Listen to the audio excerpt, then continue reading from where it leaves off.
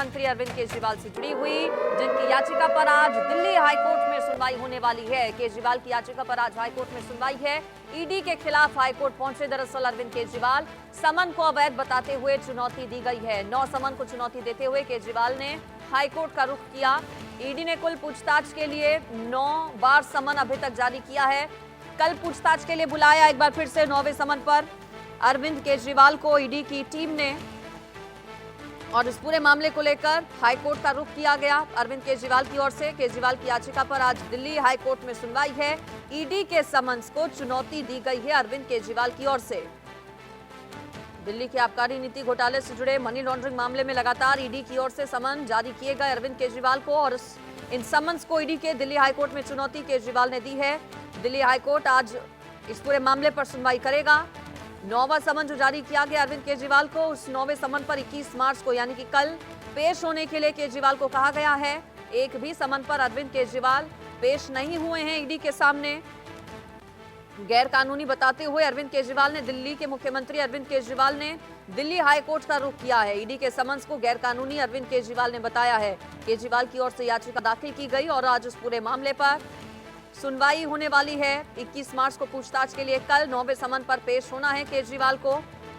इसके अलावा दिल्ली जल बोर्ड से जुड़े मनी लॉन्ड्रिंग मामले में भी अरविंद केजरीवाल को समन जारी किया गया था। दिल्ली जल बोर्ड घोटाले मामले में पहला समन ईडी ने जारी किया था केजरीवाल को, जिसमें 18 मार्च को पेश होने के लिए कहा गया था, लेकिन इस मामले पर भी अरविंद केजरीवाल ईडी के सामने पेश नहीं हुए। दिल्ली शराब घोटाले मामले में 9वां समन, जिसमें कल अरविंद केजरीवाल को पेश होना है, लेकिन उससे पहले सभी ईडी के समन्स को गैर कानूनी अरविंद केजरीवाल ने बताया और इस पूरे मामले को लेकर हाईकोर्ट का उन्होंने रुख किया। अब आज इस पूरे मामले पर हाईकोर्ट में सुनवाई होने वाली है। अरविंद केजरीवाल की ओर से किसी भी समन पर ईडी के लिए पूछताछ के लिए पेश नहीं हुआ गया। बार बार समन जारी होने के बाद भी अरविंद केजरीवाल जब पेश नहीं हुए तो ईडी की टीम ने राउज एवेन्यू कोर्ट में उनकी शिकायत की, और अब हाईकोर्ट का रुख जब केजरीवाल ने किया है तो हाईकोर्ट में इस पूरे मामले पर आज सुनवाई होने वाली है। शुभ राणा मेरे साथ इंडियन न्यूज संवाददाता दिल्ली से जुड़ गई हैं। शुभ, लगातार ईडी की ओर से अरविंद केजरीवाल को समन जाना, लेकिन एक भी समन पर केजरीवाल हाजिर नहीं हुए। अब हाईकोर्ट का उन्होंने रुख किया है। आज हाईकोर्ट में पूरे मामले पर कितने बजे सुनवाई होने वाली है?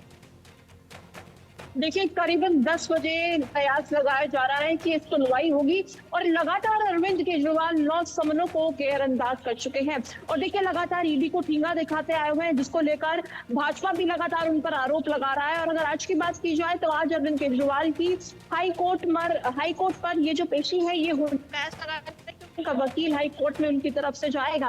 और देखिए, एक और बड़ी मैं आपको खबर बता दूं कि ये जो पेशी है, इसके बाद कल फिर एक समन जारी किया जाएगा, जो जल बोर्ड मामले में जारी किया जाएगा।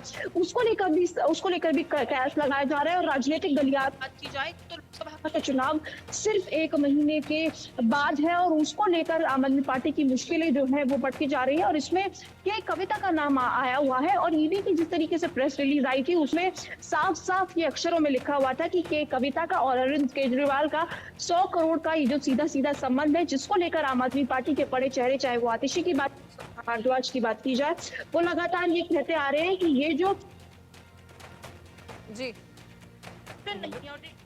बिल्कुल। और इस पूरे मामले पर आम आदमी पार्टी और बीजेपी आमने सामने, हमने देखा जब कोर्ट से जमानत अरविंद केजरीवाल को मिली तो किस तरह से हमला बोला गया बीजेपी की ओर से। आम आदमी पार्टी भी हमलावर है, लगातार आरोप लगा रही है बीजेपी पर कि अरविंद केजरीवाल की गिरफ्तारी बीजेपी करवाना चाहती है एजेंसीज का इस्तेमाल करने के बाद।